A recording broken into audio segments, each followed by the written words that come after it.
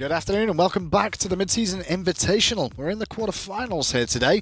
Coming to the end of the day, but first thing to mention to you all, the Battle for Olympus Chapter 2 is available right now. Make sure you complete that to get hold of your Seraph Horus skin. That's going to be available off that. But more importantly, it's time to move on then to Renegades up against the Pittsburgh Knights. Two teams that are established and been seen for quite a while. And to talk about this, sir, is the one and only, the best Taco. I was going to say Melissa Posada, and I was like, no, the best Taco. No, I appreciate it. I've had like 2 different intros today. Yeah, which one do you want? Which one do you prefer? I kind of like the one where I interviewed you first, since normally it's the other way around. That's true. Maybe you intro when we come back next time. That sounds like a good idea. From here? Yeah, why not? What's the worst that could happen? So today, we've already seen 3 quarterfinal matches where we've seen the top of the SPL take part. Still got a couple more teams to go here. The Pittsburgh Knights, 3rd seed in the SPL through Phase 1, taking on the Renegades, the 6th seed team, coming in to this tournament overall. Taco, we've seen ups, we've seen downs, we've seen round and rounds today. What could this set bring us? A lot of mayhem, that's for sure. Renegades are not a team that's super predictable, and Pittsburgh Knights are a little bit more on the traditional/conventional side of things as far as team play and god selection choices tend to go. I think with the Knights overall, as we're looking at adapting here, the Knights coming into the start of this year, a lot of people had the hype behind them. They expected this team to be the one that performs and outstands everyone to begin with, just because the caliber of player just seems so strong in each of the matchups that you're going to see them in and the roles they play. But it's not been the story of the season so far. They kind of struggled midway through, I'd say, but now they seem to be finding ground once more. Early to mid of the first phase was definitely a little bit more of an oopsie-daisy for Pittsburgh Knights. The team as a whole would probably agree to the fact that they did not feel as though they were actually performing to that individual level of play that they're all actually capable of. But I'm right there with you. I think that more towards the ending part of Phase 1 leading into MSI, Pittsburgh Knights really seemed like they were on the up and up in comparison to Dignitas, where I think it was kind of like polar opposites, almost as though Pittsburgh Knights was slowly but surely just like they were a shadow, essentially, to Dignitas. And I think here at MSI, they're trying to show that they're the best team outright. And I don't see that this team will be satisfied with anything less than a finals debut. I can understand that as well. I think the fans at home as well probably got behind Knights to begin with, expect them to perform so well, and rival and dig blew Knights out of the water. But keep an eye on Knights here. I have an inkling that this could be a big match for them here today. And their opposition, the Renegades, well, we should talk about them too. This is, in a weird way, a ragtag bunch that all come together into a very nice package. I mean, it's only right that it's going to be iRaffer having to go up against some of his former teammates and vice versa. Well, Raf is a support player, and speaking of support players, we've got EmilZy standing by for an interview for the Pittsburgh Knights. I have EmilZy here, support for the Knights. We all know and love them. First thing I want to ask, y'all have to wait till the end of the day. I've been asking about this all week. Do you think it hurts or helps that you get to watch all the other matches? You kind of got to wait the whole day till you play? I mean, I think for our team, it's a big benefit. It's not really about watching the matches. It's just more so we have a few people on the team that likes to sleep in, going to bed at 6 a.m. So playing around Tier 4, that's when they usually wake up. So I think we're going to peak today. It's a good time to play. Well, good time to play then. There's been a lot of different stuff being played so far at MSI than what we saw in the SPL. Do you think that's just teams having different play styles, or do you think the meta's really made some big shifts? Well, I think the current meta allows for a lot of different picks to be viable, and there's a lot of different starts you can do, and you can play a lot of different play styles. We're definitely in a good spot right now with SMITE. But yeah, I mean, I think it's also just the different teams, right? You have different play styles. You have a team like Dick, maybe they want to play a bit more around Whirlwind, just free casting or whatever, or like throwing down an ult and dying, and then your other teams that just want to like dive in, like we saw Armada do earlier on, so yeah. Well, you all are playing, now you know it's Dignitas, the ones that beat Simplicity. Were you all maybe rooting for Simplicity or even expecting them after Armada won, or were you pretty sure it would be Dig coming out? I mean, I kind of expected Dig to win, but also like EmilZy lost, Maniac lost. So now it's just me and Adapting that need to lose, and then all of the Energy squad is out from last year. So looking forward to getting 2-0 today. Hopefully it's going to be good games. Well, you got a rep for that Energy squad here, then, EmilZy, so I'm expecting you to win. Last thing, do you want to give me a scoreline for it? 2-1, 2-0 you, or how do you think it's going to go? Well, I just said 2-0 to them, but I think we're going to 2-0 them. We'll see. All right, well, hopefully they do actually get that 2-0. We'll get it back over to the desk. They can keep talking the set. There's definitely a bit of a situation here where a lot of the teams like to be very humble and say the other teams are going to win for safety, I think, in this day and age, with how these teams Well, if you come up lose, you against say each- it's planned. Exactly, like, see, I told you, we're going to lose 2-0 already. Knights coming into this one, though, in week 9, this team did face off against the Renegades and take it down 3-0 in that best-of-5 set back in week 9. So it's been about 2 months since then. I'm excited to see how Renegades perform here and have adjusted to face off against the Knights again. And not only has it been a long time since these two teams specifically have faced off, but it's just been a couple of weeks in general leading up to MSI. A lot of team prep, I'm sure, was definitely the core focus for both of these squads. And Pittsburgh Knights, I think it's kind of scary to think about the fact that they've had so much time to do a lot of prep, but the same could be said for the Renegades. I mean, Cherryo, Dardez, Nika, iRaffer, all of them have just felt revitalized here in Season 6. And we did get to speak to iRaffer at the start of the year as he put this team together. He said himself he wasn't trying to put a team together that could just perform. He wanted a team that could win the World Championships. That's what he believes he's got. Renegades had a tough time to start off the league here in Phase 1, getting themselves all here, so had it all their schedule condensed down. But from what we saw from them, it was good enough to get them a spot at MSI here, but they think they would have liked to have done better overall, Taka. And to be fair to the Renegades, it's tough whenever you're a little bit late to the party, so you're having to make all those matches up within only a few weeks span. So I think that was also another challenge because so many of the other teams were just getting opportunities to witness Renegades and what strats they were currently running at that time period to find the most success. But on the Renegades, when I had that 2-week period leading up into MSI, it's completely for strategizing new I don't want to say like new god selection choices because I've always personally felt like Renegades is one of the more flexible SPL teams. They honestly kind of remind me of Armada in a sense where I honestly feel like these players, all 5 of them could play just about anything. Well, we've already had a little chat to the Pittsburgh Knights about how they feel today. Let's have a tune in and see how the Renegades are feeling going into this matchup. I'm here with Funballer, Hunter for Renegades. And that's actually a pretty good point to start at, right? Actually, you technically don't really have to play Hunters over there nowadays anymore. Do you like how free it is over there in the dual lane where people are playing all these mages and assassins and everything? Or I guess just how do you feel about it? I mean, I love playing like a bunch of random gods, you know, and I mean, it fits the meta, so I can play what I want. My team supports me with it, and yeah, it works. Well, I asked the other team about this too, the Knights. How do you all feel about, I guess, kind of having the last set of the day? It does mean that you get to kind of watch what everyone else is doing and see what works, but you might also be like maybe a little bit tired here. Like, how do y'all feel about it? How's the team feel? I think everyone's fine with it. Like, we're a cheeky lion, so I think we're fine. You know, at the end of the day, we still have to play regardless if we're first, second, third, or fourth. So yeah. I know you all are focused here on this match, but did you look forward to this next one a little bit at all? Like maybe thinking you might see Simplicity there, or were you guys pretty sure it'd be Dig, or did you guys look toward that match at all?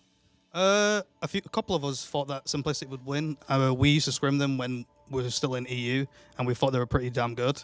But you know, Dig is just Dig is Dig. So yeah, it sucks. Well, EmilZy was talking to me about how a lot of the old Energy team has kind of already fallen off since they lost earlier on. Do you want to make sure that you're keeping iRaffer going here in this one, I suppose, just for that, to make sure he still makes it? I mean, he's old. He's probably already gone. Like, I don't know. Nah, he's fine. Sure. He's fine.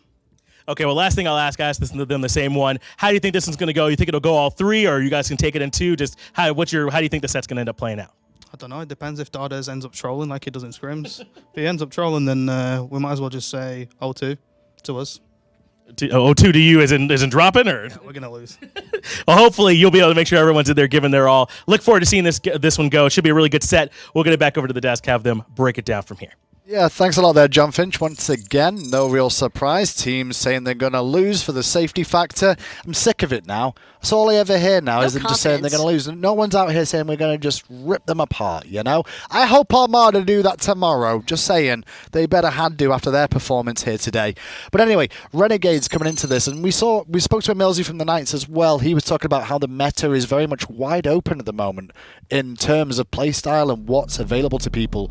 Does Knights have Renegades have their own particular playstyles that is very obvious to the natural eye? Knights, I think, yes. Renegades, no, on the other hand. Dardez really is as much of an oddball as Funballer is pitching him, because you really don't know what to ever expect from Dardez. There have been times where he has had some of the most awful positioning imaginable, but somehow, because of his mechanical talent alone, he manages to work his way out of them. And that's a surprise factor, or a surprise element even, that Pittsburgh Knights probably won't fare as well in. I'll be honest, I think nowadays Season 6 is definitely the year where, well, everyone in the league, and the minor league to be fair, has the mechanics required to play at this level. It's more to do now with synergy and communication, more than anything else in the Pro League. And this is why this matchup for me is probably the biggest one of the day. Pittsburgh Knights definitely have the mechanical skill, the prowess, so to speak, with everybody expecting them to be the best in roles and have been since the start of the season.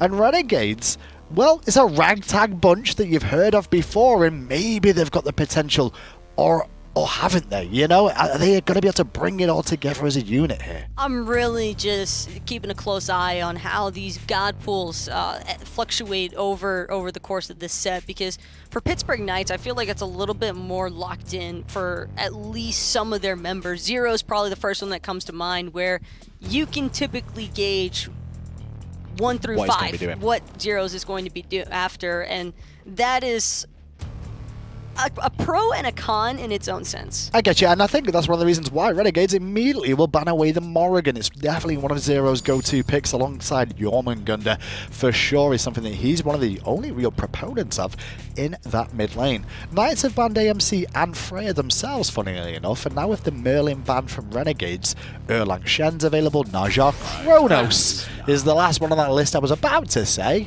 as it's locked in first 4. I guess that's going to be the vote in the duel lane. Could be for Vote, could also be for Zyrhoes and Min. Had, like we mentioned, plenty of prep time leading into MSI, so maybe Zyrhoes took that opportunity to try and brush up on a couple of different mages to have something to bamboozle Renegades with here today. I mean, Renegades knew that they were going to give away Chronos when they banned that Merlin there, so now they're going to have a think about what's next on the list. Jormungandr is available. It's something that Nika has gone to before in that solo lane and made very good work of so far. But I'm not sure if it's going to be as easy as all that, because I think the one thing that happens with a lot of these teams at this level, Taco, is they kind of sit there now and go, well, they'll pick Chronos, and then we'll have to go Jormungandr and X. And when that happens, it develops a situation where you've already, like, into the counterban phase, knowing the first 3 picks, potentially. When it comes to drafting, for the most part, a lot of teams will have a tendency to kind of just chart out, well, this is what we think they might pick, and then if they pick any of these things, then we go to this instead.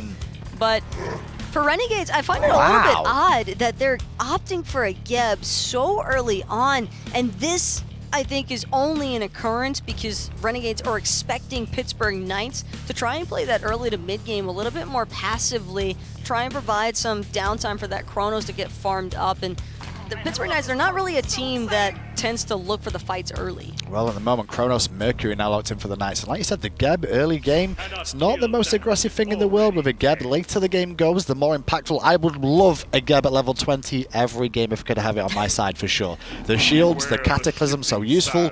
But in the early game, it's definitely available to be exploited.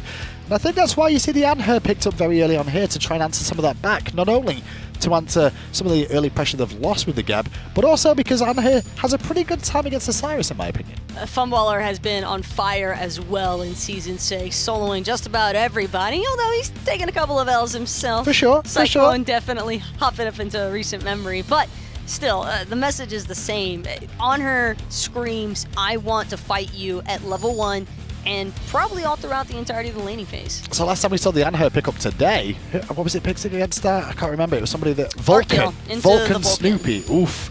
Did we see a Vulcan out from Pittsburgh Knights for that dual lane for Vote? Skeptical that Vote plays it. Don't think that that's really in the wheelhouse. I would expect it to be a Hachiman instead. Keeps the theme going as well for the attack speed focus from Pittsburgh Knights. That's a good point. And you talk about that attack speed. I think that's one of the reasons Renegades did ban that Fafnir there alongside the Sol, just to make sure that EmilZy can't be throwing out those hammers and coercing some of these Pittsburgh Knights gods to be more powerful. Naja, Erlang Shen taking away a couple of shots towards the Renegades jungler Cherryo there.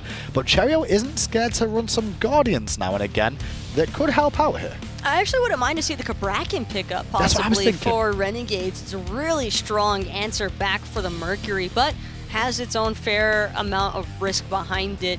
Can't forget about the fact that if Kabrakan does falter in the early to mid game, his mid to late game does not feel much better. It's always funny when you watch the players on the screen, they're just not even speaking. And you're like, well, hang on a second, you're banning and no one's having a conversation? Is that just because someone else is talking, or you just all know what's going to happen? Renegades have locked in King Arthur. Now with the King Arthur lock-in here, Taco, Zhong has to go somewhere else than solo lane, correct? Probably for Dardez in mid. That's true. It's a pick that Dardez tends to like, and I think it's also a relatively safe first pick option for Renegades. And since they paired it alongside of the Geb, Zhong and Geb as your top two leaves, I think, multiple. It's like a plethora of possibilities for where this draft could be headed. But right now, the one message that I am getting from Renegades is that they're just looking to control the spacing in the jungle to try and balance out all of the possible objective shred that Pittsburgh Knights have going. Just feel like Renegades are trying to do a bit of a rope-a-dope here, I'm going to say, because they've locked in Zhong and Geb as their first two picks. And then Pittsburgh Knight instantly respond with an Osiris, which is a great matchup against the Zhong, to only find out that Zhong is not going to be more than likely in the solo lane. Knights, however, though, two healers coming into play. Horus, one of the newer gods to the game, more than likely in the support role is where he gets played most of the time, and an Aphrodite for the mid lane. This Afro pick for Zyrhoes, I am excited about this.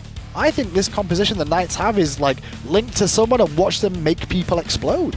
Well, Aphrodite, whenever she gets that back off alongside of the Mercury, it's kind of tough to escape. Special delivery is going to keep them locked down from going all over the place either from the back off. But the Kali hover, this is a pick that I would love to see for Renegades. Yes, Kali's going to have so much late game potential here. And Pittsburgh Knights, they're going to need some ramp up time for their composition to come online, and that could just wind up biting them in the butt, because that's exactly what Renegades are after, downtime to farm. I am looking at both compositions, and as we look towards the later stages of the game here, I'm kind of still feeling the Pittsburgh Knights in this just in comps. Like Chronos, Mercury, Aphrodite, they're all really good in the late game. And I know, you know, Renegades have got Kali and Geb and Zhong, but they've also got an Anhur. I think you're underestimating the power of Kali with the resets. But with a heal on Afro as well, and the back off. Good luck finding it. Afro might be the first one to go down up against that Kali if things go late. I'm glad we're disagreeing here for the most part, because it makes it definitely interesting for you guys at home to tune in and watch this one. On paper, you favouring the Knights or Renegades? I'm guessing Renegades gets a Kali? Well, no, I favor Pittsburgh Knights because they're early to mid. I think has a lot more potential to work with. But if it goes late, then that should be all Renegades. It's a very good point indeed. We have seen a hell of a lot of early game action here. Not really too many late games, so to speak, so far in the quarterfinals today. This is a best of 3 matchup, remember, between these two. And the last time they faced off, Knights took this down 3-0 in the Pro League. I don't think Renegades are going to go to sleep here, though. I think the eyes should be kept on Cherryo's Kali here. These two teams have got to be on edge right now, but to see Cherryo with the Kali, it should be fun. Well, there's the Knights on your screen. Let's get it over to the casters to cast the Knights versus Renegades. Well, here come the Renegades. The Pittsburgh Knights directly across from them. I'm Tom Banninger. Directly across from me is Anatoly Alexeyev. And of course, behind the scenes, as always, bringing you the action is Doug LeBlanc on the observation. So totally here, we've got some real interesting stuff to talk about. And honestly, I'm just going to give you the floor. What piques your interest the most? What really stood out during picks and bans for me was the Mercury pick out of adapting into the Geb. Geb was already selected, you know, it has a little bit of the anti-crit, but regardless, this is adapting that we've known in Season 2. This was one of his go-to picks up against Cloud9. But also what surprises me is Cherryo opting away from his utility setup gods into a hard carry Kali. Well, right now we've already got a little bit of a scrum. Renegades have the numbers advantage here, as Nika's looking towards EmilZy, zoning him out on the right-hand side. Deathwalker pushing out to the left. Pittsburgh Knights trying to invade here on the speed, and they've already eaten up a large majority of Renegades this time. You can see Kali already out of the building at that red buff. But look at what adapting has been doing. He already has the speed buff, opting to share some of that solo lane farm. Of iRaffer, though, needing to retreat, being that low. Maybe PK has an opportunity to steal away the speed and control both timers. Yeah, I think that's going to be the case here.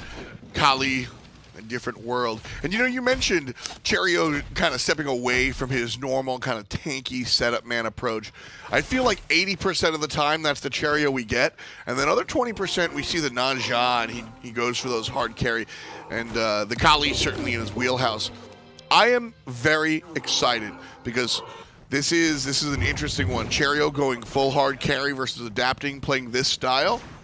Well, even with Naja, you could still play setup with Very the true. Windfire Wheels, and if it's not Naja, sometimes it's the Hunt Bats for the Fear No Evil setup. But look what Cherryo has been able to do. He actually invaded those back left camps, but he wasn't able to strip away the red buff as Zyrhoes gets his own. So thus far, there's a pretty good advantage in terms of buff control coming from PK.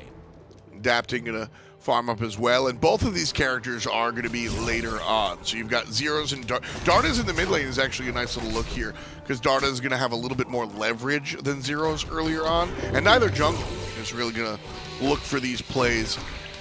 So the lack of mid lane pressure for Pittsburgh Knights isn't so much of a big deal, because although Dardez might be able to provide some push in a couple of levels, the junglers aren't going to be really there either.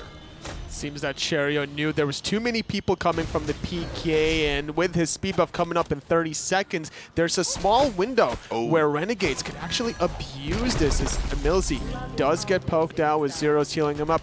Shouldn't be a problem. Outside of the mid lane control, though, I wanted to touch on the solo lane matchup just a smidge, because Deathwalker playing the Osiris. And the last time these two players faced, Nika actually got 2 solo kills onto Deathwalker when he was playing the Kamazots up against Nika's Osiris. And that's a big deal. You know, Deathwalker, one of these long-standing veterans, has certainly looked really good. We always look back to that Wolfie rival squad, right? And look at how much Deathwalker has kind of demanded the spotlight. Nika, up-and-comer is probably not an accurate statement, but certainly not the level of prowess that Deathwalker has been showing. And last time it was a one-on-one, so this time Adapting is trying to tip the scales any way he can, maybe set up for a blue buff, but it seems Renegades are on top of it. Looking for the invade, but Cherryo blinks over. iRaffer does as well, and it's more about the experience on the camp than the fight itself. Nika half HP, looking out from the inside, and Cherryo's going to jump over the wall. Blue buff does get confirmed. That's right, Renegades able to at least secure that one. I don't know if Nika can pick it up quite yet. He has to balance getting some farm. He might miss out on a little bit of experience for that, but at least having the MP5 to still contest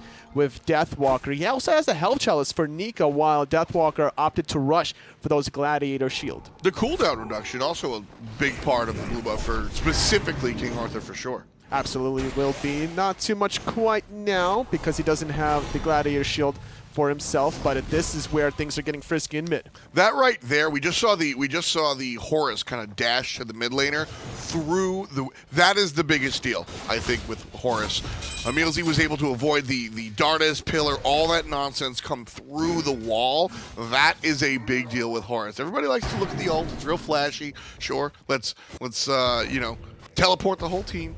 But being able to teleport yourself through a wall and it's long range and it heals, that's a big deal. And also a little bit of protections you can give to your teammates along the way. Doesn't really hurt whatsoever.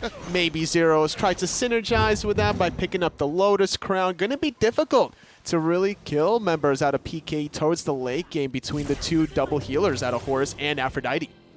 By the way, love the Aphrodite build so far. Again, it's just booked, and we'll have to see where it goes. But we see a lot of these tanky healers, and they just don't have the power output to actually provide the healing. And also, for what it's worth, sometimes the healers output healing, but not any damage. Zyrhoes, I hope we get to see some damage out of him, but I like this build. I was talking to some of the pros. When you see these healers, Thoth can synergize into Book of the Dead, which is very nice as far as a quasi-defensive item, because you still want that power, like I said. Right now, though, another blue buff invade, or at least a shade to the right side. Everybody's aware this Renegade's blue buff is kind of the hot spot. Round number 2. I like the idea that PK had just to keep Renegades in check. It'd be like, hey, if you don't contest that blue buff, we will strip it away. And as Adapting is playing the Mercury, he doesn't need much time at that blue buff. You give him about 2 seconds and that blue buff is gone. This time Dardez was there a little bit faster, so good rotation. And you were mentioning about Zyrhoes on these Aphrodite wanting to build damage. I don't know if he needs to, considering that Adapting is playing the late game Mercury. It's a big deal. One of the nice things that will happen, you know, however much damage Zyrhoes brings, and this is what you see a lot out of Aphrodite, is when you have these hyper carries, both Mercury and Kali for what it's worth. I love the late game link, not just because of the ultimate action and the healing action, which is what people always look at. Back off is absurd. And allowing your assassin to do assassin damage, which usually is most of the life bar, and then the back off on top of it, that's how you 100 to 0 people. Also, the jealousy damage when you kiss another target. Dardez gonna jump away, and protection from Cherryo. Very, very close situation there for Renegades.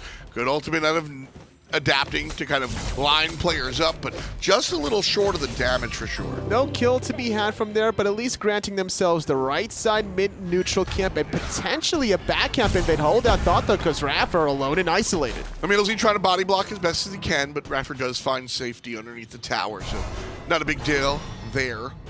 Pittsburgh Knights, though, for all their invades so far, amassed a very small lead, about 1,000.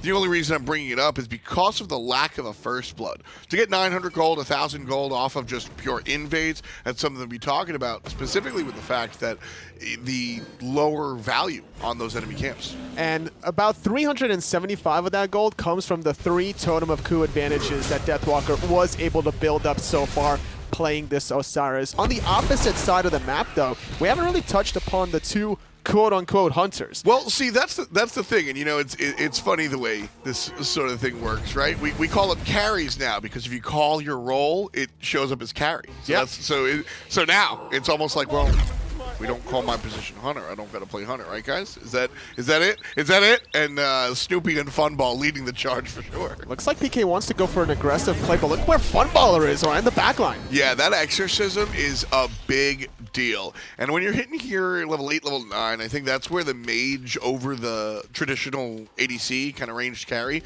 really makes its mark, is because that burst damage when you're able to max one of your abilities is a lot different than your basic attacks where you're still ramping up. But I wanted to talk about Funballer's mentality, the way he was rotating on the backhand side. He Sure. wants to be engaged on as a Zhong Queen level 9 with all those protection stacks. iRaffer is going to be the one engaging on Kenneth. Big damage out of Dardez. Cherryo finding the last hit. Dardez with the hit, but a great dash again. It's that Horus dash. That, any other character, outside of Daji maybe, that is a death. Well, Zyrhoes also had to invest the ultimate just to get EmilZy out of danger from that one. Cherryo is a sneaky jungler looking for a little bit more. But between these 2 hunters in the long lane, different builds between them as both opting to go for a very late game Warlock staff. Funballer instead going for the more popular now Pythax piece. The Warlock staff, we saw it earlier in the day, both magical carries went it, and basically Warlock staff is a fine item. The downside of Warlock staff is the price of it and how long it takes to stack up. And so if you are allowed to stack your Warlock staff, there's really no complaint about it. The carry stuck here in this long lane for 17 minutes most games, that's a nice deal. So you see Vote going for it. As you mentioned, Funball making that early rotation around level 9 around the Gold Fury, that right there kind of shows why he's not going for the Warlock staff. Funball's looking to be a little bit more mobile and more rotational, if you will. And so with that in mind, the last hits, the stacks are going to be at more of a premium. So go the Pythax piece, which allows him to get those stats right away. Well, on average, it takes about 8 minutes to fully stack this Warlock staff. And in the 18-minute mark, Renegades can easily start pulling away at this Gold Fury, knowing that Funballer is going to have a slight power spike advantage, especially having a little bit of cooldown reduction to poke away at Vote like that. Just throw a card. That said, I mean, in order to get 100 stacks, you're at 8 minutes. I think the magic number is about 65. So shave a little bit of math off there, you know. Still, you're talking about 16 minutes into the game right now, right? That's absolutely a moment for Renegades. It is an exaggerated version of the Transcendence kind of gank where you hit tab, you see the junglers building Trans 2, and you go, this is a moment. He's got a long time to finish that off. Let's go for it. You hit tab, you see, all right, he's got 18 stacks on Warlock staff. Let's make this happen. And you can see Kieran right here, Funball forcing the rewind, and Funball didn't even need to ult. That was just 2 rotations of spells. If he wanted to actually invest the ultimate once the rewind concluded, he could have, because on the right side, the Sonic Boom was already invested. There was no global rotation he had to worry about. Meanwhile, adapting, gets his beads chased out. That's all Cherryo wanted. This is an early game Kali, and the Crusher is there to amplify that early game Kali for what it's worth. Early game Kali being a bad thing for those just joining us. But that Crusher will kind of give her a crutch to lean on.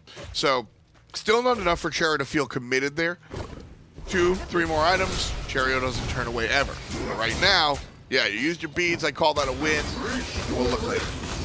Slapping each other with pillows in the solo lane like usual. Nika not getting the better end of this one. Still a 3 totem of coup advantage going the way of Deathwalker. Not much to lean your hat on. Once these solo laners start rotating though, a little bit more control from Nika in terms of isolating one individual target. However, Deathwalker, he's going to be able to tether multiple people and mitigate that damage, which is a huge deal when Funballer is going to be looking to do a lot of AoE damage. Dardez is going to be looking for that Desert Fury. And you can't forget Cherryo's huge burst of damage. Funball is really who I'm looking at as a target for Deathwalker, mainly because Cherryo's going to be able to jump out of tether range, as will Dardez, and you just kind of jump out, blink in, and then go for it, right? Sure. So Cherryo and Dardez have some options here to get away from Deathwalker. It's really going to be Funball, who, of course, is in some trouble later on.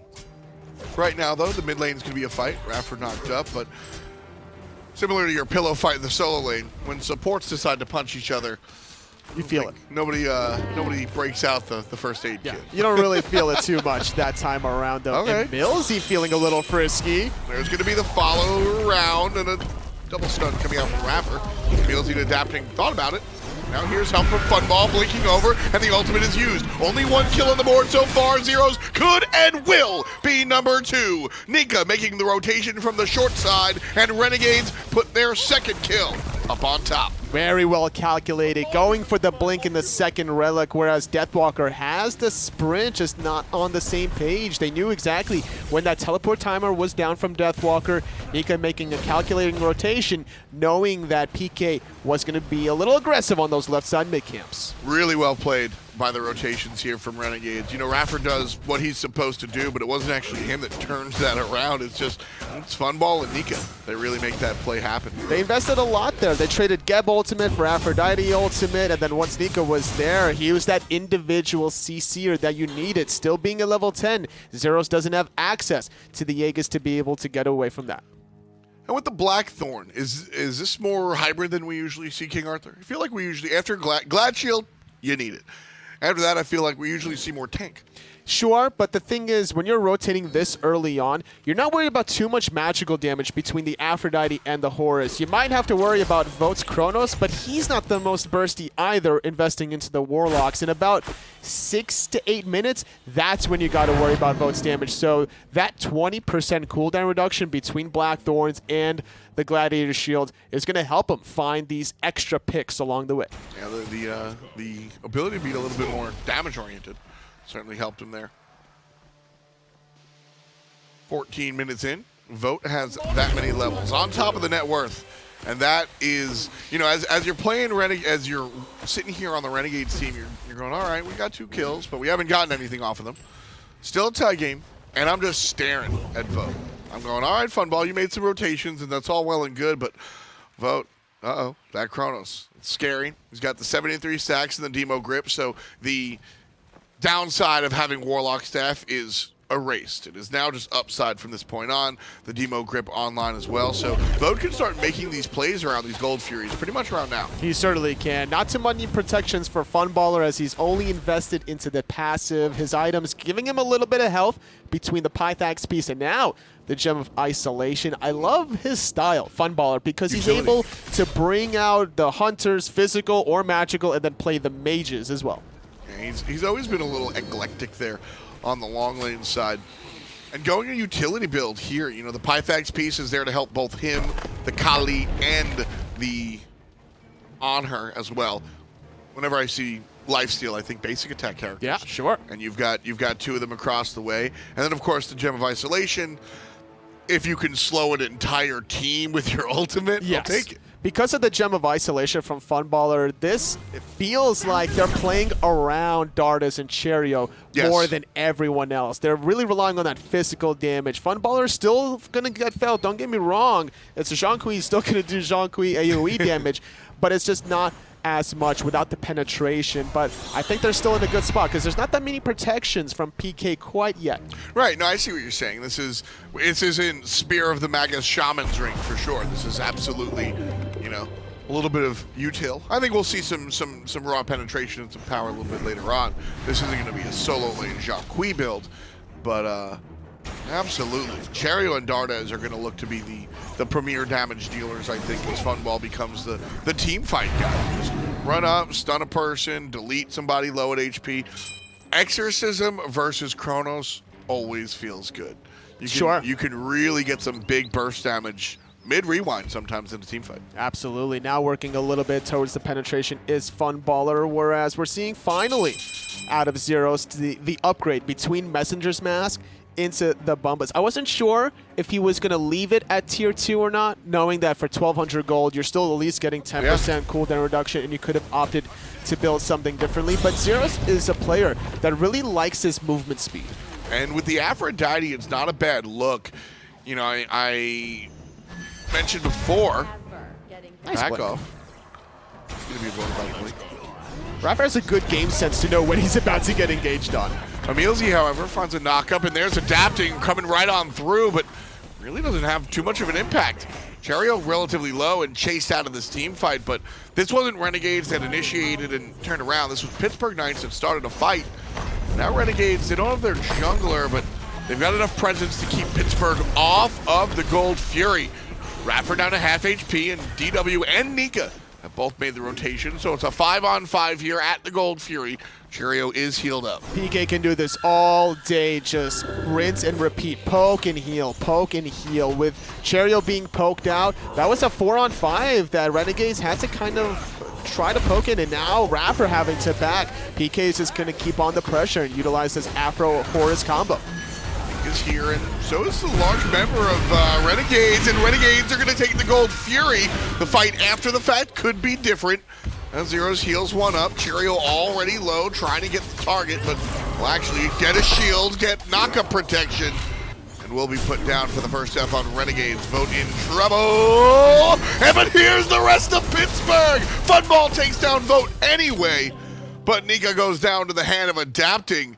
That was a cute little ultimate from EmilZy. That was. Surprise! And Renegades go down 2 players. When you land from that Horus ultimate, you give your allies a little bit of a shield. So it bought him a little time to get a return kill. The rotation from Cherryo not to be fruitful, unfortunately, as he didn't find his target for the reset. But at least Renegades were able to snatch away that objective. Yeah, I mean, that was a big gold fury. That's a 2,000 gold swing from a tie game. First one of the game at 18 minutes. These teams are playing a little bit reserved in the sense that they know where their strengths are, which is the late game. Once they see an opening, they're going to approach it. The first opening they had was trying to poke out iRaffer. That didn't work. Then they successfully poked out Cherryo. And then the third attempt, they did get the Geb really out of the equation because, look, iRaffer still holding on to that ultimate. Adapting's not. Goes for it. Here's the damage from Dardez. One short. Jump is bad. Adapting finds safety underneath the tower. EmilZy has to dash to Vote. And Renegades playing very aggressively on this left side. They know that they've just sent one back to base already. Mercury coming back, and so Renegades will look for the purple invade and fall back. I mean, without the Sonic Boom, I like the aggression from Renegades. Also, unfortunate out of Dardez to not land at least one more additional spear. That would have been a nice kill, but still able to at least get 500 gold. Yep. Tower goes down 20 minutes in. That is our first rubble, actually. We haven't seen a tower. Wow. Some of the games, we've seen pre-10-minute towers in some of our other matches. Very aggressive here at our mid-season invitational. And so, Renegades, Pittsburgh Knights, changing the pace a little bit. 5 kills, 20 minutes. Very different look and feel from what we've been seeing here. I will say the one thing that is the same from the rest of the tournament is the Zhong. Sure. That's been a headline this week. Very early in the picks and bans as well. By the way, these compositions are vastly different between how they played against each other in week number 9. For sure. 23 minutes into game number 1, it was already concluded, where PK won that 10-3. So thus far, Renegades doing a good job holding on to the game, still at a good pacing. And this was a Terra/Fafnir set where it was EmilZy playing the Fafnir the whole set and Terra being played from iRaffer. And iRaffer switching things up completely by Yeah. going for a very early gap. I like the identity shift from this support player. iRaffer is multifaceted. You know, we look at certain players and say, oh, they're aggressive. They play in the front of the fight. We look at other players and say they're defensive. They play in the back of the fight. iRaffer does whatever is needed, which I think is one of the most valuable things as a support player, to be that amorphous. It's one thing to say this is the identity of our team and we do this very well, but I think iRaffer's ability to stay flexible is very important and largely what has earned him 2 world championship titles. Man, good luck trying to poke out Funballer. Did you see how little damage he took on the left side? Even through a Geb shield just was not enough there. So I think PK need to choose a different target for the next time around. Naturally tanky just due to the way the character is built. And of course a little bit of health from a couple of his items as well. A large grouping here in the middle lane. Renegades barely ahead. Pittsburgh Knights though seem to be the ones almost aggressing, excuse me, here in this mid lane. Renegades will entertain the idea for a moment and then fall back to farm. I'm not sure if this is the timing window for PK to be this aggressive. They might actually sneak away this tier 1 mid tower, but there's no crit quite yet available for adapting. He really needs that Deathbringer before he gets the burst damage. An early ultimate from Dardez, maybe to avoid some CC. Didn't exactly get to see in the traffic, but tower does go down. That's thanks to Vote. You mentioned lack of crit. Vote certainly has that 4th section of Accelerate. True. And down the tower will go. That's certainly a boon that you get from Chronos and Soul specifically, I think, is how quickly they can shoot through towers. Now Adapting's finished the Deathbringer, and if I'm PK, I'm hitting the gas pedal. Build up those rage stacks, look for the crit. Try to see if you can, like, maybe 2-shot Dardez or force an early ultimate out of Cherryo. To be fair, Cherryo with the chins and the hastened katana online, lacking a little bit of penetration, but this is absolutely where Kali shines as well. Once the executioner is done, I think that's pretty much it. Who can outcarry the other harder? Is the question. That's the match that we've got in front of us. And honestly, I don't know. I think that both of the teams have great peels. You got Geb from iRaffer to be able to peel, and then you got Zyrhoes, EmilZy to be able to save the allies. Whoever's out of position is going to feel the pain. I think the Pittsburgh Knights have the advantage for one of 1.5 reasons. Zyrhoes is going to enable his hyper carry a little bit more so than the rest of the team would for Renegades. And 2, I think Adapting has earned our benefit of the doubt to be the hard carry.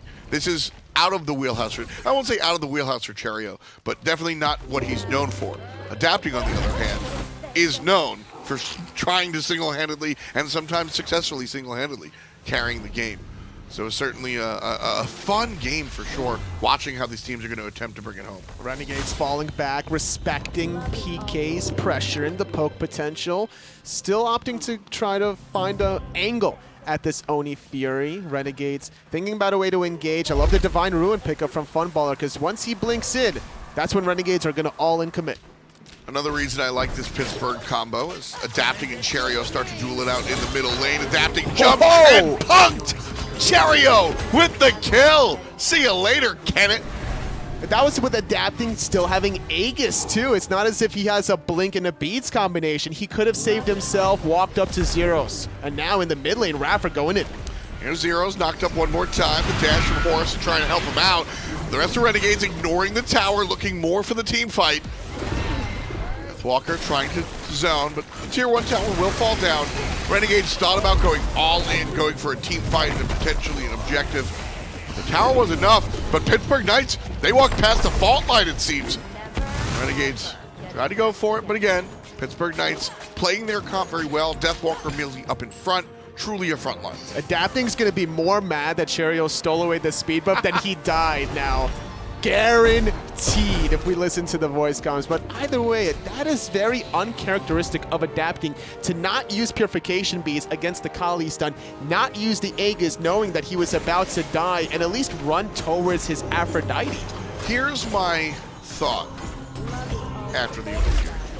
Have HP on Renegades, and there's the retreat from Pittsburgh.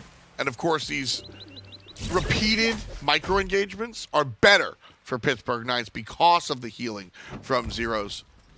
That's why I like the choice of Mercury specifically. Mercury can poke. Pittsburgh Knights are looking for these poke will heal. Poke will heal. Oh, you can't heal. Got him. You know what's interesting? What's that? The fact that Adapting didn't use anything, Renegades can't do Gold Fury. And that's what I was going to. So Cherryo jumps out Adapting by himself, and he goes, all right, if I get out, that's cool. And if I don't, deal with the Gold Fury. When I come back, I'll have my relics for the team fight. If I'm getting jumped 1v1 in the mid lane at this time, I'm not out for 60 seconds. Yeah. I can come back and assist in the team fight with my relics up. Sometimes players just get okie doke and die before they get their relics. I think that was a calculated decision, and I liked it. And it was also the Sonic Boom that's ready. That's why Adapting is looking to charge it up, and PK trying to force the issue. Cherryo, however, blinks onto the back line, chases out the ultimate from Zyrhoes. Cherryo in trouble, has to find a way out. iRaffer will look there, while the rest of the team looks at Funball. Boom! Vote gets him with a time rift from around the corner. The rest of Renegades will try to exit, but here comes Horus. Looking for Nika potentially, but a good disengage this time around. PK answer back with their own Gold Fury. This game is still relatively anyone's game, but with the late game damage now from Adapting, this could open the window for the Fire Giant. 40 seconds remaining until Funballer revives, a 5-on-4 advantage. Renegades, they're here. They know. There ain't no secret about this Fire Giant. Dardez puts down a pillar. iRaffer gets a couple of players in the back with a nice stun, and Zyrhoes has to refocus. Fire Giant, 33%, and it looks like it's going to be an all-out leash. Vote's ultimate chased out. A lot of injured players on Pittsburgh Knights. Right now, the Aphrodite already has almost 14,000 points of healing, but I don't think that's stopping anytime soon. A fill out back from Pittsburgh, and Renegades get the stop they needed. A lot of damage coming out of Cherryo. iRaffer's blink on the backhand side was good enough to interrupt the DPS there. Pittsburgh Knights not in a position to really get to the backline because they were all getting engaged on instead. Not necessarily a missed opportunity, but they just don't want to give anything back to Renegades because this is a team that when you give them an inch, they're going to take a mile. This is the way they started off in the SPL. They came in late, but they came out hot, giving Dignitas their very first loss of the split. This is when everyone knew Renegades were the real deal. And, you know, since then they have absolutely cooled down a little bit, but cold is not a word I would even think about using. Renegades are a strong team, and they're going to continue to be a strong team past this midseason invitational. The next 13 weeks of Phase 2. Renegades are going to be strong as well. That said, Pittsburgh Knights are playing their composition really, really well. Not only are they going to look for those ranged pokes by way of Adapting and some of the other options, Vote tossing out a time rift, micro engagement, fallback, let Zyrhoes heal. They can't do that, LOL. But they've been doing that with structures too. They did it with mid lane, they did it here with right. It's because they have Chronos and Mercury. Also smart timing because they know iRaffer's blink is not available, so there's no okie doke that they got to worry about quite yet. If they can just have Deathwalker be that buffer zone, get a couple of shots out of Votes, accelerate damage, that tier 2 tower is not going to stand for very long. This is a wobbly lead, though. I think the strongest point to stand on is the fact that Zyrhoes is playing this healer. But Renegades, they're even in gold, and Cherryo, not where I want him to be. That could be trouble for Renegades, forced to concede the tier 2 tower, but PK might not let them escape if Adapting gets a good Sonic Boom. Yeah, you can see Cherryo sneaking over here. An unnecessary tier 2, I would say. My point before, though, was totally, Renegades have kept up in gold for the most part, now slinking down about 3,000, but Cherryo, critical mass. Cherryo needs to start doing this. He's on the back line, looking for Zyrhoes, jumps up and down, can't find it. Ultimate surrounded, this is bad look. Cherryo about to fall, good shield from iRaffer, great timing from the support. Deathwalker now surrounded and Cherryo down. Zyrhoes with the back off, gets the kill from the back line, healing up his front line, while the rest of Renegades focus on Vote. Rewind is good, and it's enough to get him out of trouble. A 1 for none as Cherryo unsuccessfully tries to take down the healer. Pittsburgh re-solidify their footing and look again at the Fire Giant. Zyrhoes must have been the target out of Cherryo because I see no other reason to all-in commit an Aphrodite there. Now they're looking for the Fire Giant. EmilZy going to get stunned out, resetting because they need some picks before they confirm. Dardez on the back, running away from Deathwalker, zoning very well. EmilZy surrounded by iRaffer and Nika, but iRaffer low, in trouble, slow and down. Number 5 for Pittsburgh Knights. Vote picks up that kill. And now Cherryo up kinda soon. iRaffer, no such luck. Renegades are really paying the price for that up and down out of Cherryo still Yes. to this day, as EmilZy still wanting to look for additional picks. Nika rather tanky, so he's not in too much danger there as he avoids the time stop. But look, what I wanted to say was the fact that when Cherryo jumped up and down, it must have been the target of Zyrhoes. And he tried to get that heal when he landed, but he just missed a little bit. EmilZy messing with Nika. Pittsburgh Knights don't want to commit just yet, even with 2 players sitting out. Funball's gonna be in trouble, and Deathwalker makes sure he gets it. There's help from Cherryo. He's back, and Vote goes down. The ultimate's good. It's gonna keep him alive. No! Zyrhoes again takes care of the assassin. Nika, though, helps out. Cleaning up one, Dardez last hit. Deathwalker here. Nika giving chase, looking for the cleanup. Dardez trying to balance and juggle too. Oh, the lifesteal is really good there, but over the wall, it didn't matter because EmilZy lands first. Nika looking for a little bit more. The synergy from PK playing around each other after the Lovebirds connected onto Dardez. There wasn't much he can do. Even relying on the Aussie heal wasn't enough for him. So that right there is an improvement from what happened with Cherryo. This Renegades composition is relatively simple to understand, especially in comparison to some of the other comps that we've had. Cherryo kills your team. Yep. That's what needs to happen here for Renegades to go. And that's not a last-ditch effort. That's how this draft is made up. This is Cherryo's got to go to work. The first time, failed miserably. The second time, actually got a kill, but was traded out right away. That's right. The only reason he actually got that kill was because Vote already used the rewind and the purification beats. The Aegis wasn't enough to save him this time around, but if Cherryo found his second target, that's where Renegades would have started to waterfall the rest of the team fights. So Pittsburgh Knights can't breathe easy and comfortably quite yet around this Fire Giant objective. All action the last 10 minutes on the right side of the map. And here's the thing, Anatoly, is that, all right, Cherryo's had 4 at-bats, struck out 3 times, blooped a single, inning over, sure, right? You can do that 3 more times. 1 team fight. That's all it takes. You need 1 team fight for Cherryo to go well, and Renegades can grab control of this game. This is the lead that Pittsburgh has here is late. Renegades are basically down to fight no matter what. Teams jockeying for position around the objective at the moment. DW and EmilZy maintaining control. Vote blinked on, jumped on. There's the rewind. Cherryo falls to the back line. There's Frenzy pop after the fact. Renegade's going to respond as well. Funball in trouble. Vote kills the carry. And Zyrhoes will heal his teammate back up. Deathwalker could be trapped. Nice shot from Dardez. And there's a grab from Nika as well. 3 Renegades jerseys around the support. A little bit of help. Cherryo timid. Looks for Vote. Stun is good. Zyrhoes again with the back off, but Vote falls down to Cherryo, who chased out the ultimate earlier on in the game. 1 player down, it's Vote. 2 players down, it's Dardez and Funball. Numbers advantage to Pittsburgh at the moment, but not enough to do the objective. The patience from both of these teams. Cherryo started things off hot by forcing off the rewind. Round 2 engagement coming through from Funballer, but did you see how fast he dropped there? He needs a little bit more protections if he's going to do that secondary play. A Mantle of Discord would have been clutch there because, number 1, he needs CC immunity once he goes in. Having the blink and the beads, he needs the second one potentially, and on top of that, the Geb shield even from iRaffer wasn't enough to save his life. That's the idea of the Magi's Cloak, quite obviously, but the Mantle will actually help control the situation a little bit more.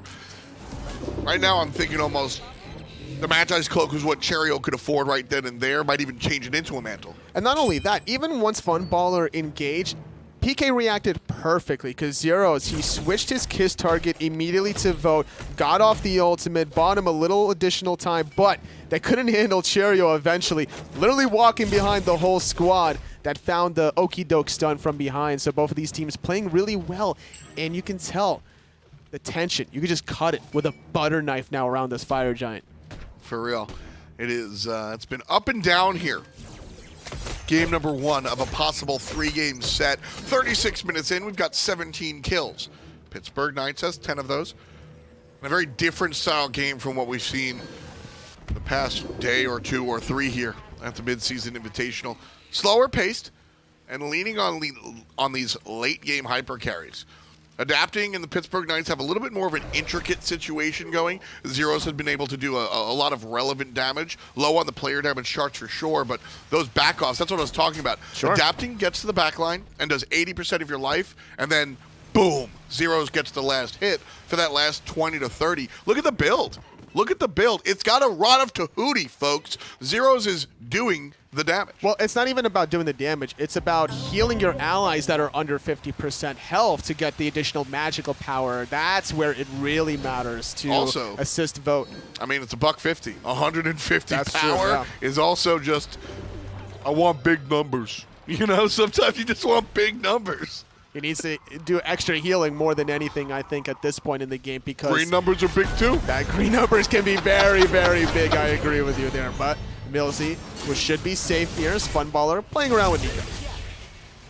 Nika gets crit for 357. I don't think he cares. Not quite a Magnum just yet. Deathwalker here. Pushing down onto iRaffer. Does not care either. Very tanky is Raffer. Nika gonna grab Zyrhoes, a little bit less tanky, and here's Raffer waiting underneath, chased out the ultimate. This is big, because here's Cherryo, and already the healer ultimate on cooldown. Dardez firing into the wild blue yonder, helps out. There's 2 dead for Pittsburgh already. Funball hanging on by a thread, and Deathwalker will put him down. Vote gets charged to, healed, but Dardez puts him in the ground. Cherryo dodging and weaving and avoiding DW. Here comes the rest of the Renegades, surrounded, impaled. The rest of the damage is gonna come, but it's slow. Deathwalker sits down. Cherryo another kill. We're tied at 11. Fire Giant is possible, Toli. Will they go for it? Nika, the MVP of that engagement, and absolutely Renegade should go for it. EmilZy on the Horus, not real much steal potential on that one in a 4-on-1 situation. Casually giving up the enhanced Fire Giant, the correct call. Yep. But man, Nika's flag onto Zyrhoes, the target that he needed to. Honestly, Zyrhoes could have used his beads or the ultimate to get away from that ultimate earlier if he wanted to, but he rather saved that ultimate because he knew the follow-up that was about to happen. It was Raffer on the Geb ultimate. They're holding on for Funball. Smart. 2, 1. Funball's up. Give him the Fire Giant. That's why we see a little bit of a wait there. Renegades, absolutely, from behind, coming up and usurping the lead from Pittsburgh Knights. Tie game as far as kills are concerned. The gold a little bit outdated as a metric here as we are 40 minutes in. But Renegades still down 5K, but their enhanced Fire Giant perhaps the more important stat there. Nika jumped on the Zyrhoes, and as you mentioned, didn't really do anything because we were seeing a lot of that. A lot of, all right, you hit me and there's no follow-up. So I don't mind the lack of getting out of there. What happened was Raffer jumps in and hits the ultimate. All of a sudden, everybody knows what's up. Everyone jumped in, not just Renegades, but even PK adapting, tried to get a nice sonic boom, and it was effective for the most part, but you can't compete with the AoE damage between a Geb and a Zhong Kui. Funballer blinking in alongside Cherryo is what tipped the scale from Renegades. Something we don't touch upon a lot in talking about Bumba's Mask, F-Dot, is the extra damage taken. Yeah. So getting hit by a full Excalibur's Wrath certainly hurts. That extra 10% damage taken is what allowed Renegades to eventually find the kill onto Zyrhoes. Exactly. The damage dealt, less damage dealt isn't really, you know, any worth of a concern. The Aphrodite here is largely to heal up, and the damage dealt by back off to finish off an adapting target is usually good enough. Honestly, the difference in that teamfight, Toli, is the fact that Zyrhoes' ultimate was used before Cherryo jumped on him. Cherryo having to fight through 2 life bars, essentially, is what hurts him here versus Zyrhoes. If you're able to negate that ult right away, Cherryo can go to town, 1 team fight, they take control of the game. The only way they get out of that one is if EmilZy ulties the whole squad out of the team fight. Literally getting out of that one. Here comes Nika. And Vote will use the beads this time. They saw that episode already. Phoenix barely touched, adapting rotates. It's a 5-on-5 here. Vote does get the ultimate off. Cherryo in trouble now. Has to jump all the way out, but adapting chases him down. Down goes Cherryo to the major look, and adapting will exit stage right. iRaffer being controlled by EmilZy as well, but watch out for the flank. Funball gets the kill on EmilZy, and it's a 4-on-4 one more time. What a perfect sonic boom from adapting, catching Cherryo right at the tip, but they're not done yet. Funballer looking for Vote, gonna force out the Aegis. Left side Phoenix does ultimately crumble. What Renegades wanted at the end of the day, but did they bite off more than they can shoot? PK are gonna chase this one down potentially. Deathwalker's movement speed increased by Zyrhoes. Renegades are half fighting this. Not sure if I love this call. Nika fully commits. Here comes iRaffer as well, but adapting still on the right side. Funball notices, tosses the card. That will send adapting packet. Interesting play there. Minions, who cares? Despite all that action, despite losing the left side Phoenix, despite being 42 minutes into the game, Pittsburgh Knights still can't be counted out. They're still looking to play aggressive as long as adapting is alive on this fully built Mercury. By the way, mid-Guardian Mail, that against for the Cherryo. You got to be able to protect yourself. There's still life breathing through Pittsburgh Knights' veins. Absolutely. I mean, this is a composition, and it's obviously a team, but this is a composition you can't really count out. I think Zyrhoes and EmilZy have a lot of, I know they have a lot of sustain, but EmilZy's got a lot of control. Deathwalker's able to do it. Adapting can ignore the front line for Renegades, which is a big deal of what Funball wants to do here. The fact that he's playing the Zhong, I made the joke with Taco earlier, he's a middle line character. He wants to be in the middle of the team fight. He's not quite squishy, but he's not quite full tanky, and that's supposed to be more of a protection area for what Dardez is doing, but adapting can ignore that by sonic booming through. Definitely, and both of these teams going for a lot of utility into their build. Witchblade being picked up by Deathwalker. We're seeing Relic Dagger out of EmilZy to get those Frenzy Shells off a little bit earlier. More sustain from Vote, or more health rather, to be able to get off the rewind. This time Funballer does get that Mantle of Discord once he finally sold off those boots. The music swells. The game knows it's go time. One more time. The Fire Giant gonna be here in about 15. Cherryo's not local. Renegades will look for positioning one more time. Cherryo gonna ignore that stun, gonna try to get the beads out of Vote, but instead gonna get jumped on by Deathwalker. PK though, thinking about rewinding, but where's Vote landing? Right in the middle of Renegades. iRaffer with a nice ultimate negated, but Funball finds the kill onto the Scotsman. Here comes the rest as Cherryo on the tear. One down. Deathwalker is gonna be number 2. Dardez takes care of it in the jungle. That's it. Adapting versus the world. Grabs 3, and Dardez could go down with one punch. That said, he'll be chased out by Cherry. The rest of the team will go to the throne room, and 1-0 Renegades take the lead of the set. What a game, Renegades. 44.5 minutes in, getting the first one in this best of 3. Who cares that they lost 0-3 in week number 9 to Pittsburgh Knights? MSI, a whole different ballgame. Absolutely. I think this is a little bit more Renegades' wheelhouse. They came out with a strategy unique to themselves. Renegade are a squad that play their game, and when they do so, they look real good. Yeah, Funball, you want to play Zhong, go right ahead, man. It was perfect, man. Finally, once he got that Mantle of Discord, it helped him survive a lot of those engagements a lot easier. That play from Nika, I think, is the standout play for sure onto Zyrhoes. The great turnaround also coming through from Kali, coming through from Geb, and the Zhong, all in onto PK. Wonderful stuff, man. There's a lot of points that I want to talk about, but I'm here. It's the desk's job to do that, so it's you guys, all you. Well, it's not really mine. It's more me to just recap what we saw in Taco to break it down for us. And Taco will be doing just that momentarily.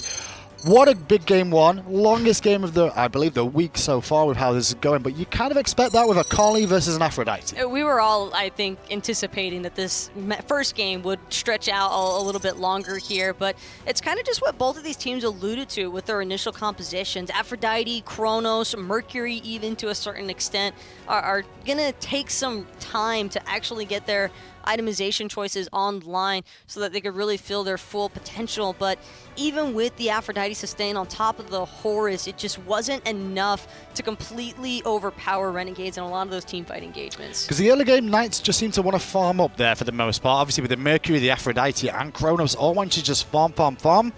Team fights break out, and Knights actually got the better end of it in the early game, Taco. I would feel around the Gold Fury objectives, it worked out well. Oh, Deathwalker was having a lot of influence earlier on with this Osiris being a little bit more of that zoning bully, but this fight in particular, I really wanted to kind of scope in because it's much later into the game. Clearly, both of these teams are at their peaks, I would say, as far as god play potential is concerned, and where this fight kind of collapses, this is almost the beginning of the end for Pittsburgh Knights of match 1, because go ahead and roll the clip and get things going. So Zyrhoes and Nika are the two that you really want to keep your eye on. EmilZy on this Horus, it's really important to look at EmilZy on this Horus when he dashes in here into the heart of all of the Renegades, because after he does that, it gives Nika the go-ahead to then just look to try and punish Zyrhoes on the backline. This Aphrodite is now exposed. His primary peel has initiated, or softly initiated from Pittsburgh Knights, kind of just trying to gauge the response from Renegades. And all of the Renegades instantly look to collapse when Zyrhoes gets caught up. Pittsburgh Knights are forced into an immediate attempt at a retreat.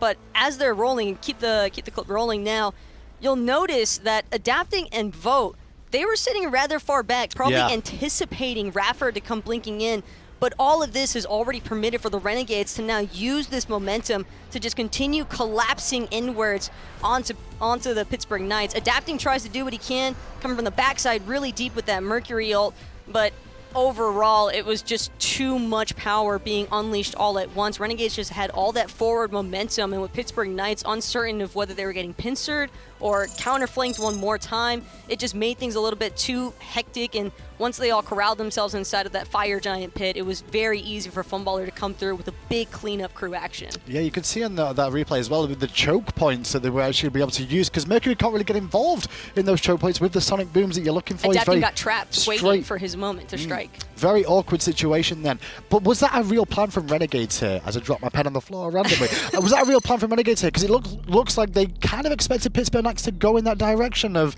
you know, this Mercury, this Aphrodite. They seem to have guessed I don't think that Renegades were expecting EmilZy to dash forward with the Horus, but after EmilZy did that, it just lit up in Nika's brain, hey, this is my opportunity to try and pressure out Zyrhoes from being as much of a participant in this engagement. Once he isolated the Aphrodite, Pittsburgh Knights don't have any other option but to try and collapse around her, and it's because of that grouping that, like I mentioned, Funballer with the Zhong, all that AoE damage starting to come into fruition there for Renegades, and the pieces just lined up perfectly. They get a solid wipe against Pittsburgh Knights, and Pittsburgh Knights probably kicking themselves just a little bit for that. Well, the Knights and Renegades are getting in to pick some bans for game number 2 then.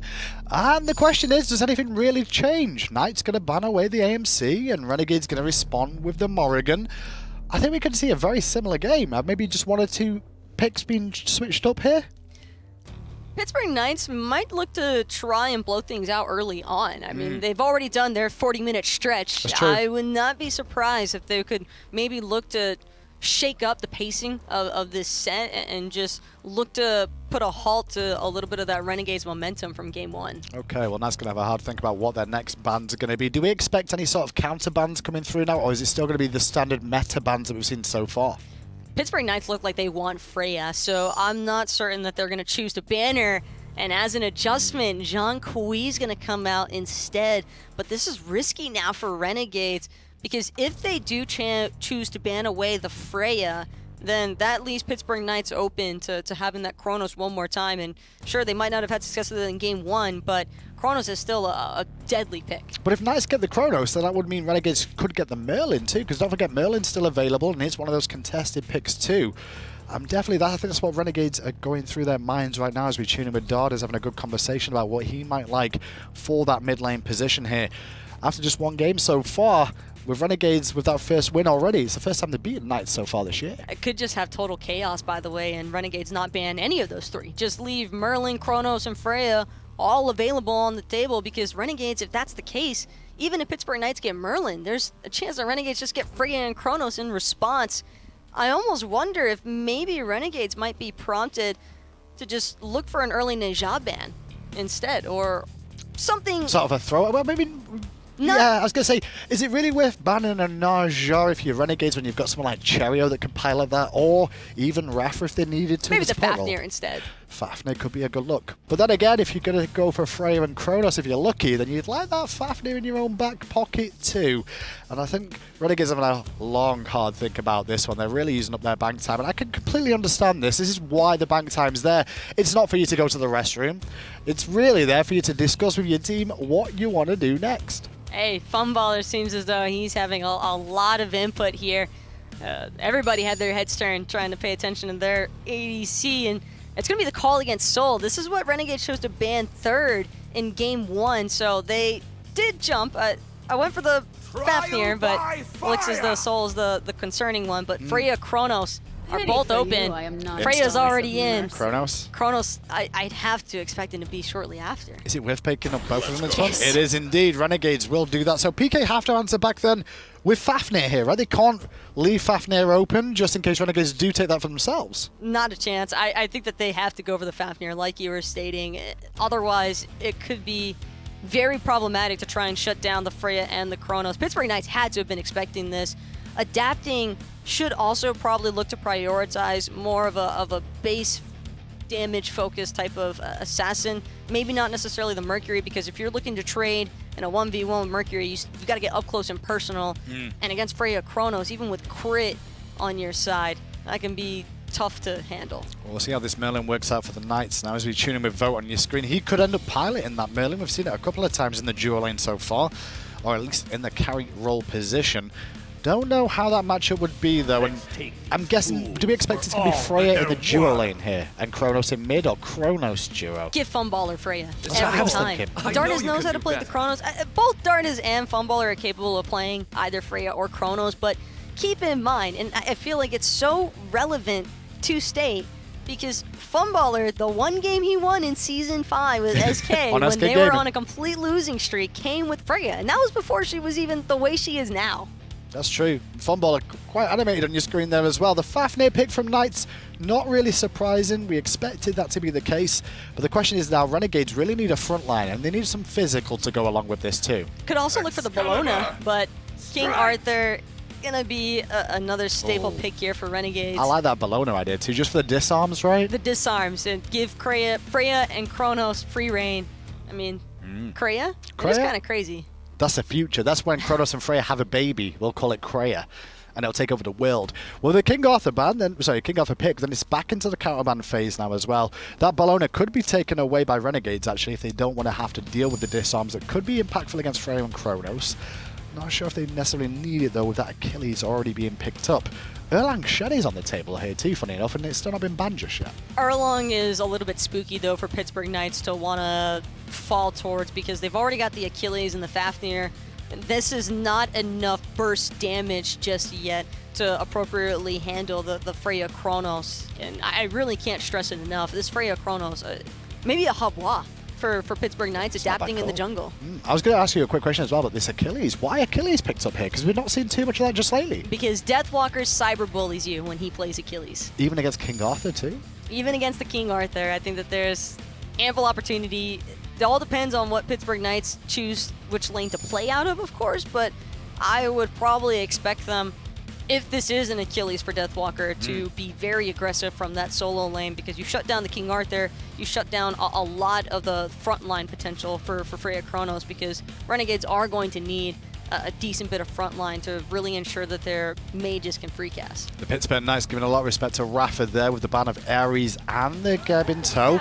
Renegades, though, going to go back to the Carly one more time. Cherryo had a fantastic performance on that in Game 1. And if he can match the pace of that, then Renegades should be looking good here. But Game 1 also went 40 minutes something deep, and Pittsburgh Knights kind of allowed for that to happen. Well, I mean, if you're Renegades here, Taco, if it goes 40 minutes, I'm happy with my roster. Freya, Chronos, and Carly late game, yes, please. Disgusting.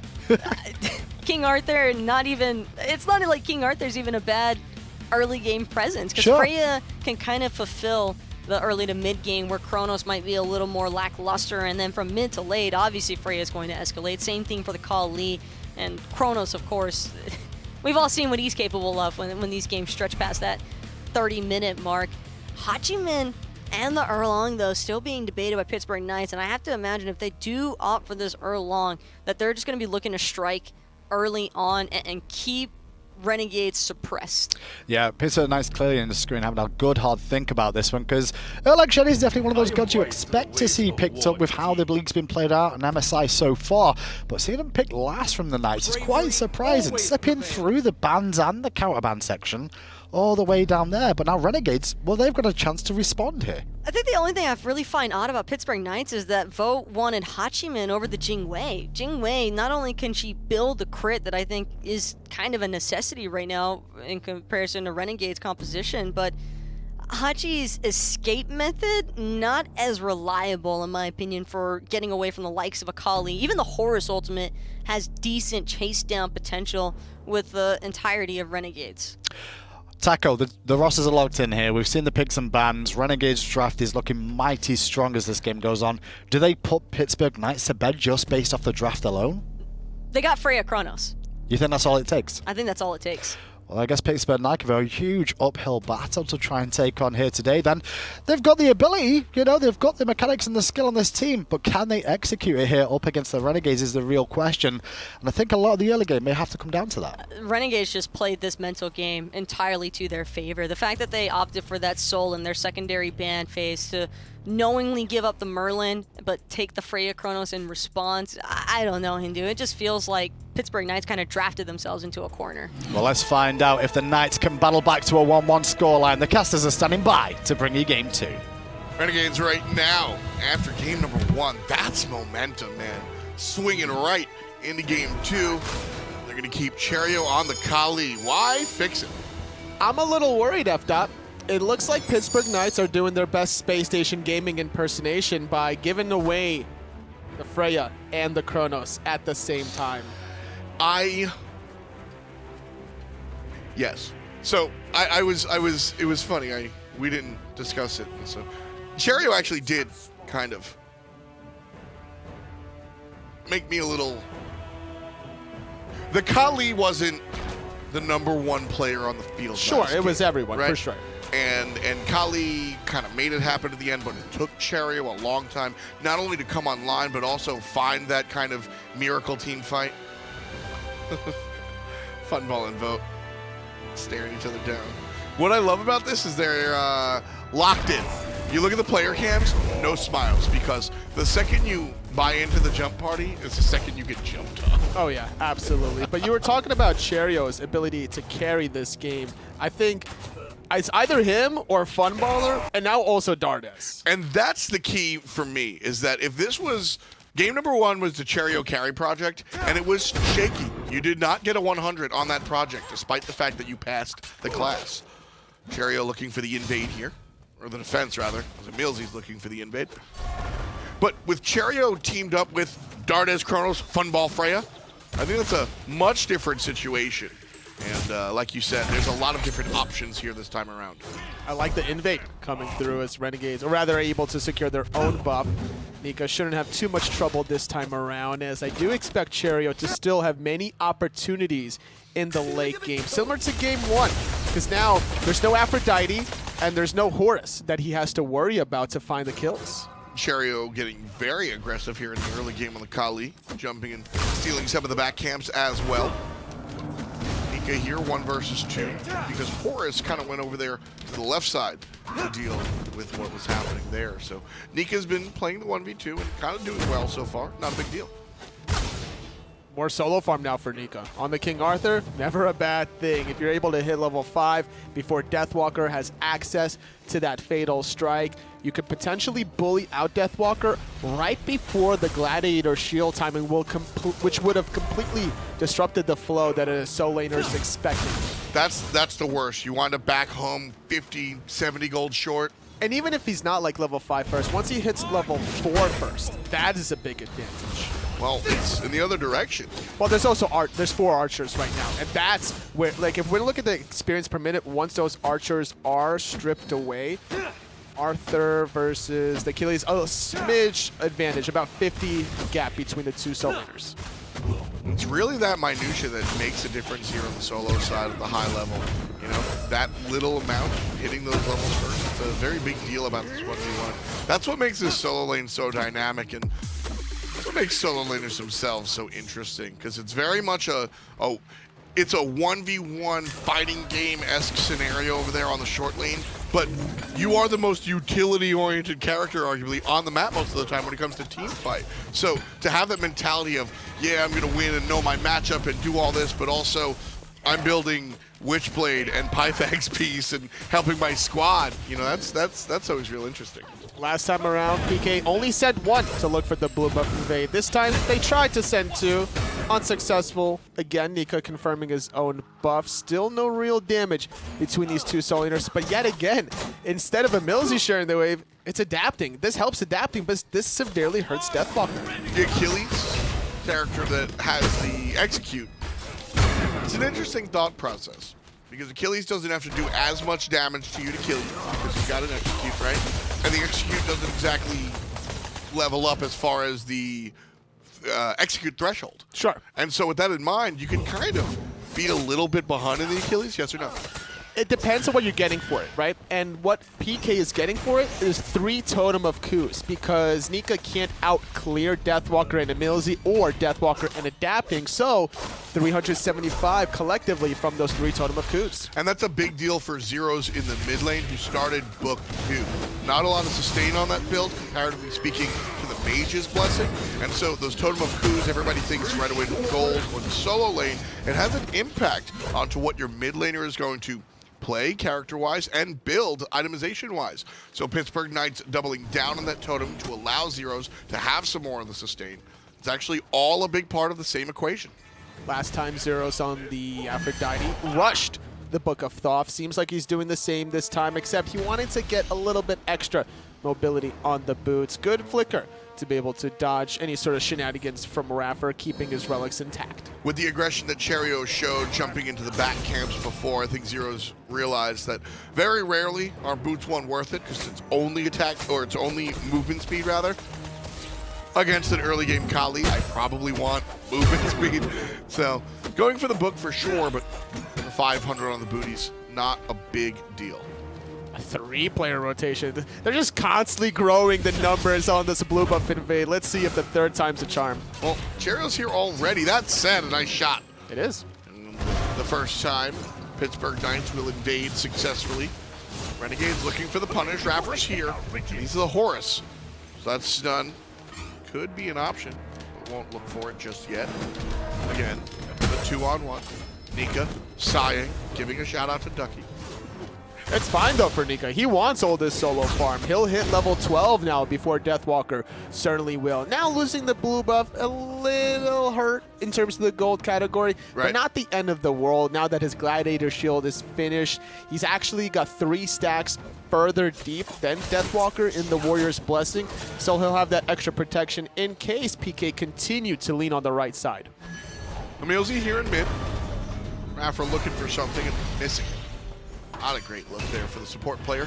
Pin is good on 1, but iRaffer does have a little bit of control, but he's got no life. First blood for Pittsburgh Knights. Adapting sets that up, and Zyrhoes knocks it down. That's the problem with going Blink. You can make all the plays you want offensively, but once you get in combat, you are a sitting duck, not even having a small window to go to the skies for the disengage. No shell, no meditation, or any of the other options that we would see. Absolutely. No sprint. Yeah. Zyrhoes here on the Merlin. I like the look. Zyrhoes, you know, we were talking, Zyrhoes has kind of dropped a lot of these land situations, but outside of that, I look at Zyrhoes as being one of the most accomplished players in the game. He really is that impressive sometimes. And so Merlin, I'm hoping will be a little bit more of a, I want to see some more from Zyrhoes, honestly. Well, you'll see more out of him if PK continues to assist him that early game. With 2 extra members to get that kill onto iRaffer, he's now finished off his Book of Thoth, so he'll be very comfortable spamming all his abilities. It's also in juxtaposition to game number 1, not an Aphrodite. 2 very different roles. True. You know, able to provide the damage. I went on and on about back off, but Merlin does more damage than Afro, probably. Attempt number 4. We're going to have a 4-on-3 scuffle. There's Deathwalker getting in trouble. Cherryo here, level 7, so does have access to the ultimate. There's the spin from Nika. Cherryo still hanging on to that ult. Deathwalker looking for the execute. It's Dardez, but not too much. And there's a little bit of trouble as adapting. Big poke. Renegades now jumped on here, the full commit. Triple stun. iRaffer low. Cherryo low. Nobody dead. Wow, Zyrhoes almost finding that last hit onto iRaffer. Great rotation out of him, but still, PK are getting what they came for. Oh, yeah. Nika, without that blue buff earlier on, was sitting under his tower the whole time. He couldn't use his abilities effectively the way he was used to. So this is a really good look now for PK to get Deathwalker a slight advantage, even controlling a little bit more Totem of Coups. Right now with just the Glad Shield, Nika obviously very far away from this point. Is there a moment where King Arthur doesn't necessarily need the blue buff as much? Maybe once he gets the Blackthorn's hammer, so he gets the MP5 anyway, once he does dip under that threshold. But it's boots first and then Blackthorn. Yeah, it'll be a little bit. I think at that point he'll be fine anyway. And I think that we just got word that iRaffer survived with 27 health. Yeah, that's a slim margin of error for sure. The reason I asked that is because, you know, Pittsburgh Knights going for this repeated blue buff invade, that's absolutely their thought process. Shut Nika down, prevent him from doing stuff. Nika's been treading water totally fine here.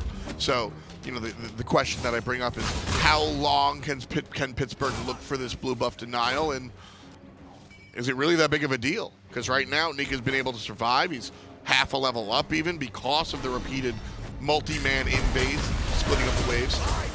Red buff attempted to be invaded on by Renegades. Can they get out though? Yeah. iRaffer, a little low, forced to use the ultimate. Stationary though while he's channeling it. We'll see how that one all works out. For now, obviously a little bit of a technical mishap, but 9.5 in. We're watching what's going on here. Game number 1 goes to the Renegades, and as for game number 2, it seems to be at parity. Yeah. Watching these teams go back and forth. We've got Kali in the jungle. That's going to be a late-game look.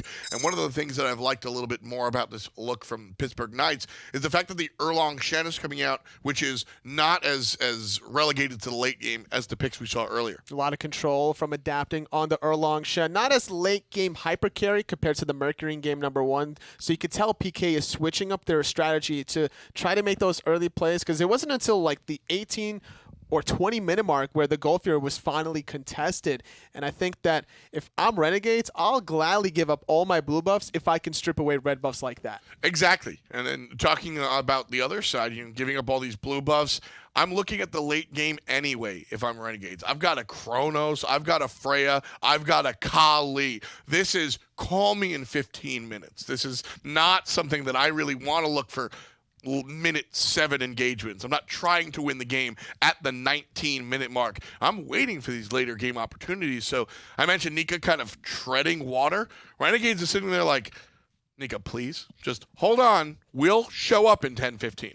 And Nika's used to that, honestly. He'll be fine because when the Renegades first showed up in the SPL in Season 6, it was the Dardez and Funballer show. Oh, yeah. Between those two players, they were the number 1, number 2 KDA for the first 3 weeks that they were playing in it until Baskin showed up to reclaim that throne. But I think that Nika is comfortable still on the Arthur. He knows what his responsibilities are. We saw what he was able to do in that 44-minute game, making honestly the MVP play, catching Zyrhoes on the backhand side. Could be a similar story now because Merlin a little less safe than the Aphrodite. That's absolutely true. You know, it's interesting to say less safe than Aphrodite, something that we've been looking at for a while. At the moment, though, game 2 is paused. Number 1 went the way of Renegades. We're going to take a look at what happens on the desk real quick. Yeah, thanks a lot, Tom and Toli as well. Apologies again for the technical difficulties we're running into.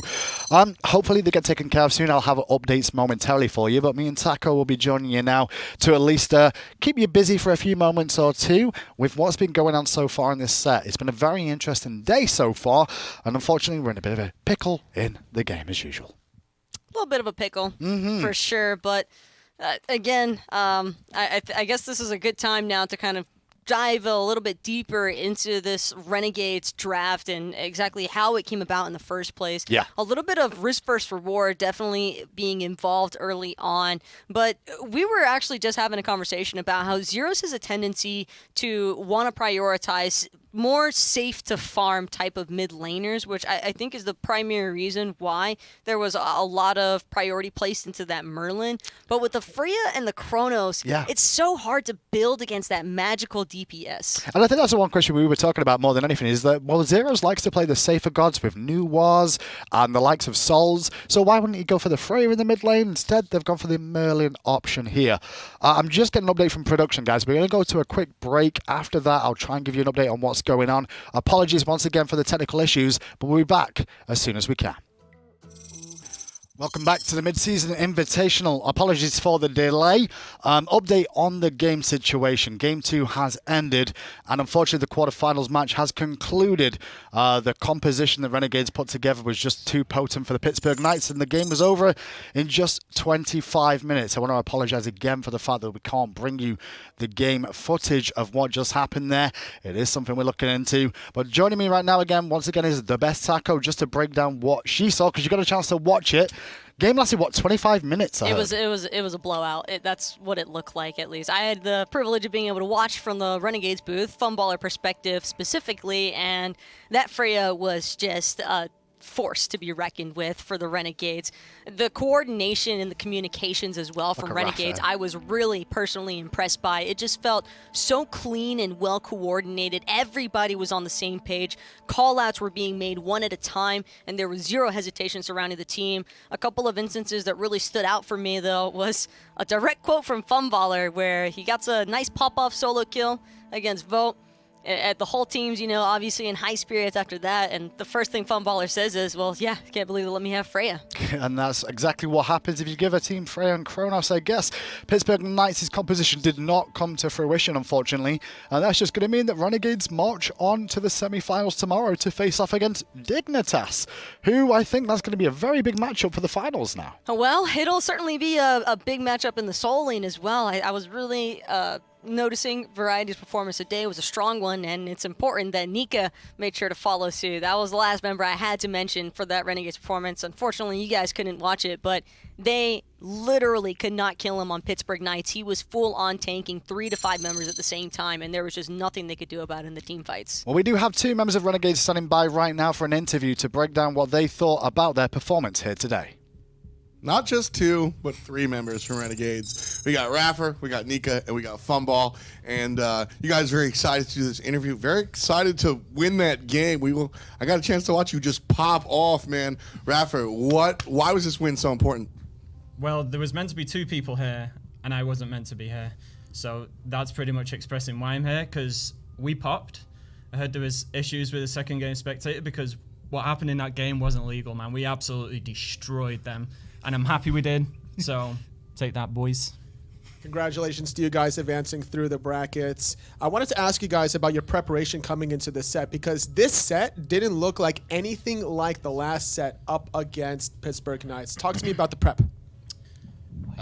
Pretty much, like after we lost to them, we instantly knew what the problem was, and I think we were just ready for that whenever we played them again. Like we knew their style, and we kind of adapted to it. Cherryo on Kali was like one of the examples, for example. Like he changed his play style and he just dominated Kenneth, like in my opinion anyway.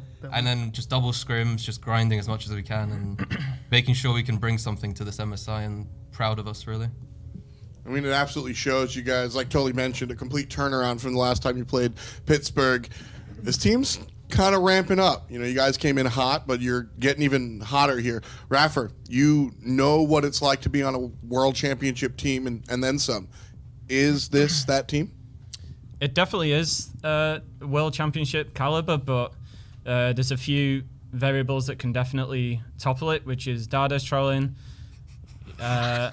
Blue buff going. Funball trolling, Cherryo trolling, Nika. You just remember all the team names, and that's who's trolling. Everyone except me, of course. But yeah, we can do it as long as we keep working hard and don't troll. Yep. Thank you, guys, and congratulations once again on to the finals here. Back to you at the desk. Thanks a lot there, boys and girls. Renegades, as you can see, in high spirits after that performance there. Shouts to iRaffer for saving the day on the issues that we had here. Clearly, he just didn't want you all at home to see how brutal of an endeavour that was. Let's have a look at the bracket, though, and how things have changed throughout today. The semi-finals is where we'll be heading to tomorrow. And there's a bit of an update for you. As you can see in those semi-finals there's a bit in that graphic that has changed. Tomorrow's semi-finals will both now be best of fives. I was excited to let you know about this at the end of the day, that we're going to be adjusting that to be best of fives. And the actual finals, which will also be a best of five, is not going to be played tomorrow. We're going to take the day break and do those on the Friday morning at 11 a.m. So the semi-finals, both best of five tomorrow, and the finals will be a best of five on Friday. The other thing to mention is tomorrow we'll also have the All-Star Draft Show, which will conclude after the semi-finals, which will pick the best players from all the leagues that are in attendance here to play in a very special match after the finals on Friday. Taco, it's been an unfortunate end to the day, but the performances today overall have been anything but that. Well, in Renegade's defense, though, I think it was for the best that Pittsburgh Knights no one saw Game 2. I can understand that point of view too. It was rough. But we saw Armada lose to, win against rival at the start of the day. Other teams advancing in decent fashion too. All 2-0s though. That kind of caught me off guard. I wasn't really expecting everybody to fall in 2-0 fashion, but best of threes, I mean, getting that first game in a best of three just gives such a big advantage, I think. And that's the good news about tomorrow then, because there's only best of fives on the schedule. We'll see you bright and early, 11 a.m. EST in the morning. For the meantime, though, thanks for tuning in. From everybody here in production at Skillshot, have a wonderful rest of your evening, and we'll see you tomorrow.